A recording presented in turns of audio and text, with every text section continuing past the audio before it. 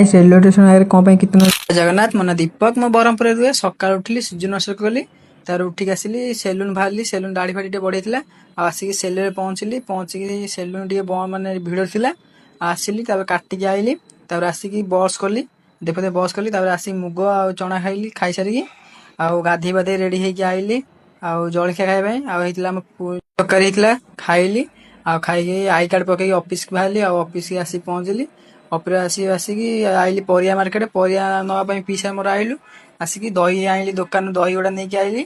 ଆସିକି ଗଲୁ ଫେଣି ଚିକେନ କାଉଣ୍ଟର, ଆଉ ଚିକେନ କାଉଣ୍ଟର ଆସିଲୁ, ଚିକେନ କାଉଣ୍ଟର ଚିକେନ ନେଇକି ଆଇଲୁ, ଆଉ ମଉସା ଆଜି ଚିକେନ କରିବେନି, ମୁଁ ଆଜି ଚିକେନ କରିବି, ଆଉ ଦେଖୁତେ ମୁଁ ଗୋଳେଇ ଗାଳେଇ ପୁରା ଡାଇରେକ୍ଟ ବସେଇଲି, ଆଉ ଦେଖେ ଚିକେନ ହେଇଗଲା, ଗାଧୁଆ ହେଲା, ଖାଇଲୁ ଚିକେନ ଆଉ କାଙ୍କଡ଼ି ସାଲାଡ଼, ଦେଖୁଛୁ ଖାଉଛି, ଆଉ ଖାଇକି ରେଷ୍ଟ ନେଇକି ତାପରେ ଆଇଲି, ଜଣକୁ ଆଣିବାର ଥିଲା ରେଲୱେ ଷ୍ଟେସନରୁ, ଜଣକୁ ରେଲୱେ ଷ୍ଟେସନ ଆଇଲି, ଆଉ ଏଠି ଆଇଲା ବେଳେ ବଢ଼ିଆ ଜିନିଷ ଦେଖିଲି, ତାପରେ ରାତିରେ